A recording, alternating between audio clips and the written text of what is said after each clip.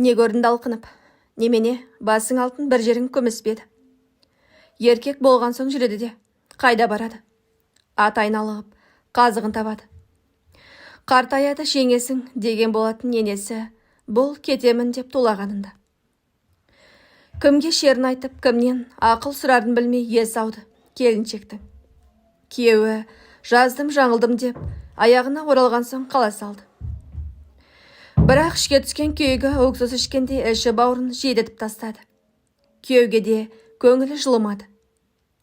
Әуелі желкенетін болды. Кімнің былығын алып келді деген ой миының қақ ортасына орналасып алған жеп барады. Келіндік міндеті қаз қалпында. Келген қонақты күтеді, шақырған қонаққа барады. Күйеуімен. Тек осы күні күлкісі келмейді. Ешкіммен желкелесуді қаламайды. Бұйығып кісі-кейкке айналып барады. Күйеуі ғана емес, қайын атасы да, енесі де, қайын жұрты да бөтенге айналғандай. Бұрынғыда ешбіріне иіліп, жүрегін аяғының астына төсегісі жоқ. Бір нүктеге қадалып отырып асын береді де, жағашпаған күйі дастарханын жинап алады. Келін, саған не болды деп, бөлмесіне кірді енесі, екі кештің ортасында. Балықтай тымырайып, тамағың анау, біресе тұзы көп, біресе аз. Сазарып отырып бергенің өңештен өтпей қор болдық қой. Не жүріс, жасаған сенің ғана байың ба? Әне, жатыр атаң. Барды сұрашы, неше қатынмен әуейім болды екен. Айына бір қатынның қойына шығатын. Түңіреймедім, түңілмедім, жеңдім. Ешкімге керегі болмай боқ сасып қалды. Менен басқа ешкімге керегі де жоқ. Сенікі де сенікі ғана болып қалады, деді енесі, қос тізесін құлап отырып. Апа, сонда сіз өзіңізді ақылдымын деп ойлайсыз ба, деді келіні жұлып алғандай. Іштен тынғанымен осы күнге дейін енесінің бетіне келмеген еді. Мұнысы енесін жылан шаққандай қабылдады. Бағжаң ете түсті де, топассың деген келіп тұрма, деді өктем дауыспен. Келіні сасқан жоқ. Қор болып қалады дейсіз бе? Жеңдім дейсіз қоя. Жоқ апа. Сіз жеңген жоқсыз, жеңілдіңіз. Қор болған ол емес, сіз. Енесі келінін танымай келгендей шошына, ентелей өңілді. Десе де аузына сөз түспеді. Мұнысын келіні байқады ма жоқ па белгісіз. Сөзін шалғай берді. Атама сеніп етегінен ұстадыңыз. Не болды? Жастық ғұмырыңызды ысырап қылды. Күттіңіз, қызғандыңыз, өртендіңіз. Еркегіңіз бір қатынның қойнын қыздырып жатқанда, жалғыздан жалғыз жылап жаттыңыз. Баласын тауып, кірін жуып, тамағын жасап, былшылдатып тамаққа тоймайтын туыстарына қызмет еттіңіз. Мұны кім дейді, білесіз бе? Күң дейді, күң. Бұл не болса о болсын, отбасы емес. Сіз осы өмірді таңдап бедіңіз. Жүргіш байдың көңі болып түнде жалғыз жатып, күндіз тынбай бөтен елдің тірлігін істеуге келістіңіз бе? Оның несі кетті? Ойнады, күлді. Опайы түгел.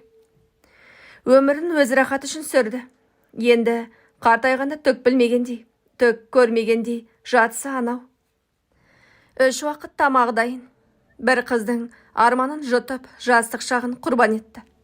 Апа, денсаулығыңыз ше, жақсы ма? Жоқ. Кеудеңізді пышаққа салып, шатырыңызды кестіріп тастадыңыз.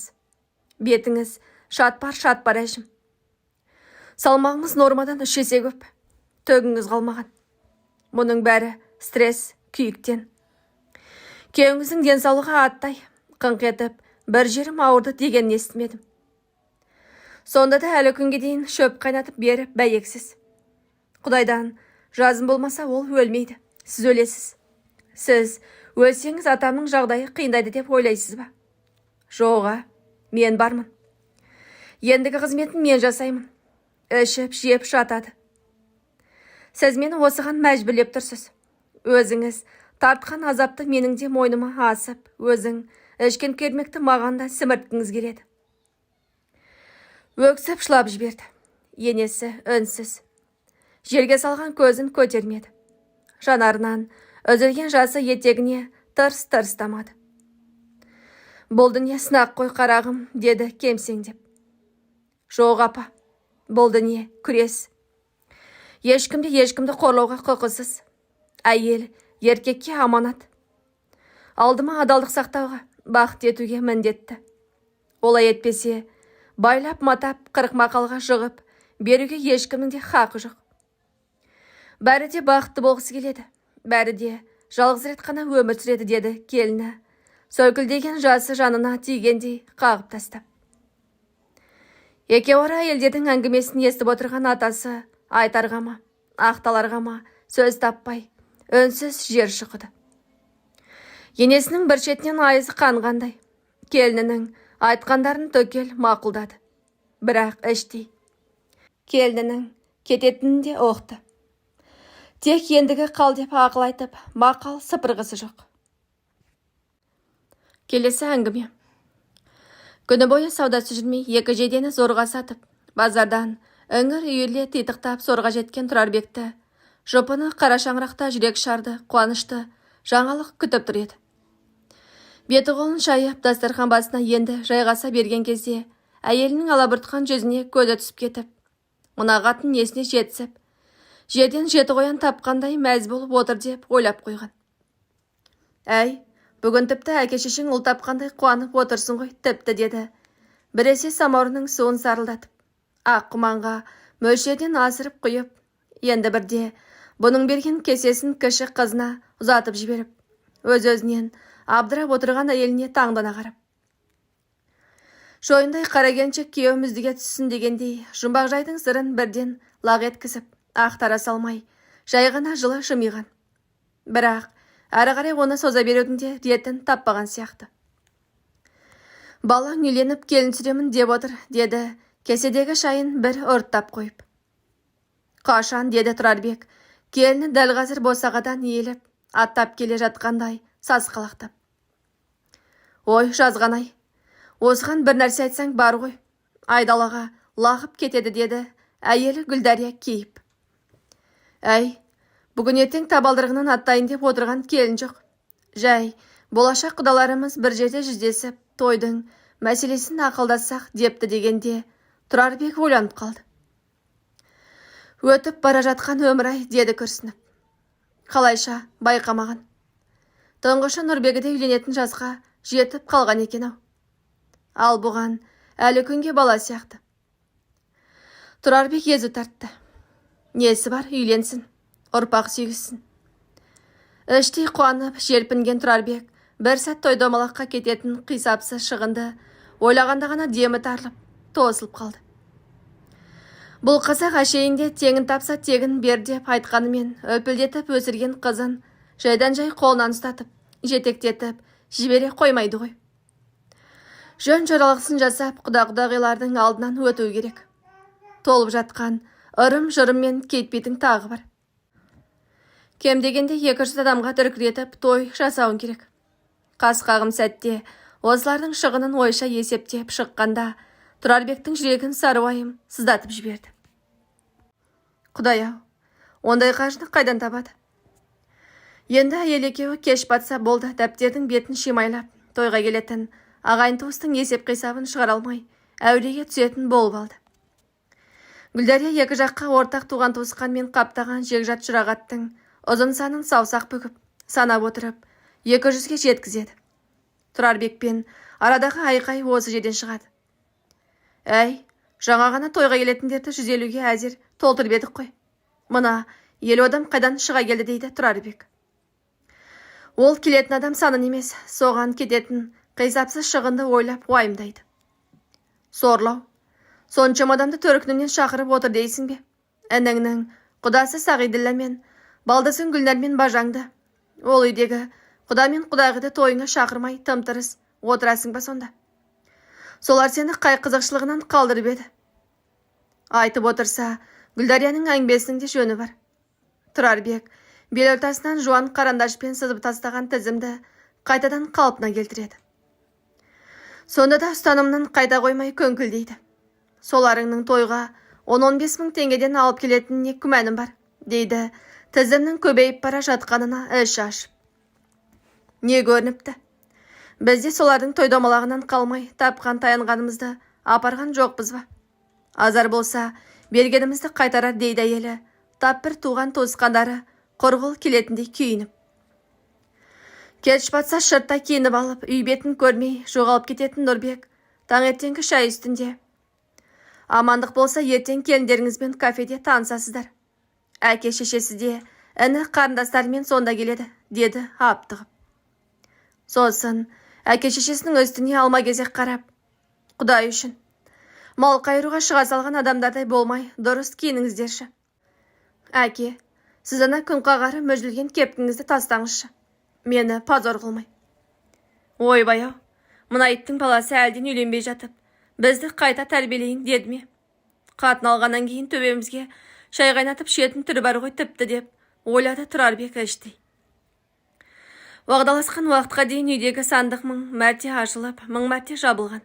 Сор костюм шалбар бірнеше рет өтіктеліп, бірнеше рет сандыққа қайта салынды. Көк костюм шалбарыңды ки. Сол сені ашады дейді Гүлдария. Ақыры ақылдаса келіп қоңыр галстукпен көк костюм шалбарға тоқтады. Моншаға барып шашын алдыртып, мұртын бастырды. Айнаға қарап еді, ар жағынан әншейінде 100 рет көріп жүрген. Басында жаман кепкісі бар елулердегі еркек емес. Жас-жамасы 40-тардың о жақ бұ жағындағы жігіт ағасы күлімсіреп қарайды. Адам көркіш білек деген, мына мен сорлының көтімім болмай-ақ жүр екен ғой. Егер мына қалпымен көшеге шықсам, әлі талай қыз келіншекті тырапай асырады екемін ғой, деді масаттанып. Кеш батысымен тапқан таянғандарын үстеліне әліп, жасанып барған бұларды жарығы, самалада жарқыраған мейрамхананың алдында Нұрбекпен еліктің лағындай жас қыз күтіп алды. Айналайын-ай, келін осы болдау шамасы, деді Тұрарбек. Іле-шала самай шашын ақшалған өзі, құралпы етжеңді кісімен сәнденіп киінген 5-6 әйелде келді.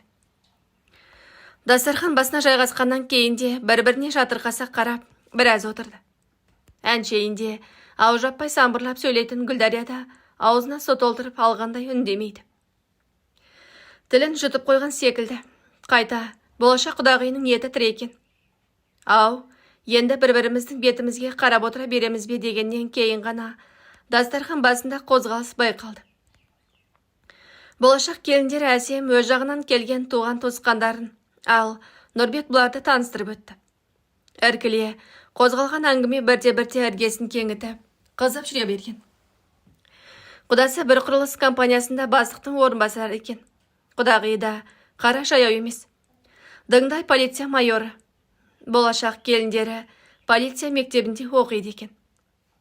Апырмай, мынандай нәзік қалпымен алпамсадай тәртіп бұзушыны қалай ұстайды екен деп, іштей таңданумен болды. Тұрарбек қандай адамдармен құда-құдандалы болатынын ойлап, іштей қуанғанымен, солардың қалай сый-сияпатын көтіп аламын деп, іштей жегідей жеген сары уайымның құшағында отыр еді. Әңгіме дүкен бірнеше сағатқа созылған. Құдағи артықшылықты өз жағына, ал Гүлдария өзіне қарай тарта отырып, ақыры бір мәмілеге келіп тоқтады. Құданың жақын деген бірнеше адамына ғана жағалы киім кигізіп, құдалыққа шақтап, 30 адам ғана ертіп келетін болды. Мына жақта өзінің туған туысқандарымен, Нұрбектің жора жолдастарымен қайын жұрты бар. 200-ге жуық адам кезек күтіп олардыр. Құдай-ау, мына тойды қалай жасайды? Той Құдайдың қазынасы, әр баланың өз несібесі болады. Тәуекелдеп, тас жұт дейді қайненесі. Сыртта отырып алып ақылайту оңай, сол шығын өз мойныңа түссе, көрер едім дейді Тұрарбектің кәдімгідей тынысы тарылып. Гүлдария өз жақындарын, ал бұл өз туысқандарын шақырып ақылдасты. Шай ішіліп, ет желініп болғаннан кейін не істейміз деген сауал төңірегінде әңгіме өрбіп, жауаптар іздестірілген. Жұрт қауқылдасып біраз отырды. Қонақтардың санын қысқартсақ қайтеді деді інісі Қанабек. Ақылының түрін қара деді Тұрарбек. Айналайын-ау, одан не өзгереді? Әйелі екеуі ай бойына бұл тізімді қайта-қайта жасап жүріп, дәл осы 200-ге зорға тоқтаған жоқ па? Қысқартатын ешкім жоқ. Одан да әкелетін нең бар, соны айт. Менде де ақша жоқ. Есесіне қыс бойына бордақланып, балқып тұрған өгешім бар. Базарға апарып сатсам, кем дегенде 300 мың теңге болады, деді Қанабек. 300 мың теңгенің есебі табылды. Балтыр ғана тұрмысқа шыққан қызы Нұргүлі не дер екен? Қызы жалтақтап күйеуіне қарап, ол тырс етіп үндемегеннен кейін санын төрткен. Ол қалың ұйқыдан шошып оянған адамдай, біздің қосатынымыз 200 мың деді. Әй, қызым-ай, тағы бір 100 мың қосқаныңда болар еді ғой деген ашқара ғой Тұрарбектің көмейінен шықпай кептеліп тұрып қалды. Әкесінің інісі Қабыл көкесі шұбатылған орамалының орауын жазып, ішінен 10 мың теңгелікті алып алдына тастады. Айналайын ағайын-ай. Әнеміне дегенше миллион теңгенің базы құралған. Бірақ тойдың шығынына жұмсалатын 2 миллион теңгенің орны әлі де үңірейіп бос тұр еді. Аңқылдаған ағайын туыстың шама-шарқы соған ғана жетті. Оларды бермеді. Аянып қалды деп қалай кінәларсың? Сол туыстың арқасында кішкене ғана жұпыны тіршілігі бар қара шаңыраққа келін түсіп, тапқан таянғанын жаратып, құдалығында өткізді. 30 адамның басы қосылған құдалыққа қойылған тоғыздар мен көрсетілген сый-сияпаттар Тұрарбектің көңілін өсіріп, қомп етіп жүретін миллион теңгенің басына су құйып кетті. Қолда қалған миллион теңгенің қу қарақан басы қанша санасаң да 200 адамның шығынын жаппайды. Әлі келмен балаға алынатын тойдың киім-кешектері бар. Тұрарбектің миына қан құйыла жаздаған. Қаран қалғырды несіне уайымдайсың? Тойға жұрт құл-құрғыл келмейді дейсің бе? Шығын жабылады ғой, дейді Гүлдария жұбатып. Ондай болса қанеки, жабылмай қалса ше. Қайбір жылы көршісі Орынбек қалған шығынды тойдан түскен қаржының есебінен жабамын деп жүріп ақыры қарыз болып, үйін сатып, зорға құтылды емес пе? Той болатын күні кішкене қызы Меруертті жанына ертіп алды. Мейрамхананың әкімшісіне барып шығынын есептетіп көріп еді, 2,5 миллион теңге төлеуі керек екен. Ал бұлардың қалталарында көк тиын жоқ.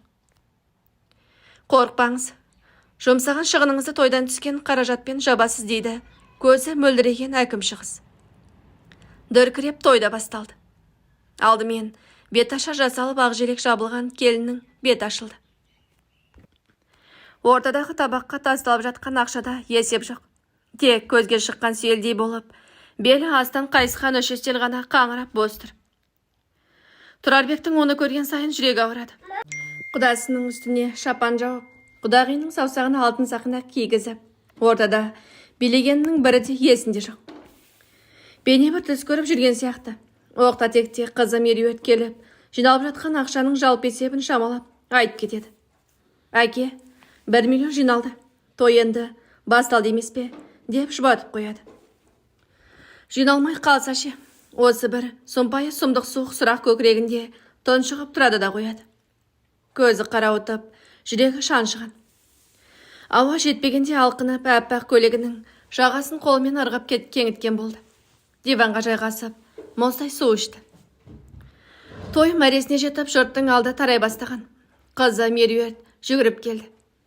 Көке, шығынды жаптық, деді. Тұрарбектің қуаныштан үні шықпай қалды. Дәл осы сөзді күтіп отырғандай, ол бір жамбастап құлай берген. Көзін бір рет ашқанында қызының үстінен төне қарап, еңіреп жылап тұрғанын көрді. Көке, шығынды жаптық деген сөзін тағы да естіп қалды. Құдайға шүкір.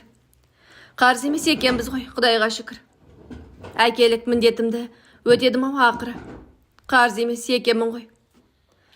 Бірақ бұл сөздерді айта алмады. Төпсіз тұңғиыққа құлап бара жатты. 2 күннен кейін қара жамылған шаңырақ Тұрарбектің жансыз денесін мәйітханадан алды. Марқұмның қан сөлі жоқ, аппақ қудай өңінде өмірге деген өкпе реніш емес, керісінше әлде бір ризашылықтың нышаны жатыр еді.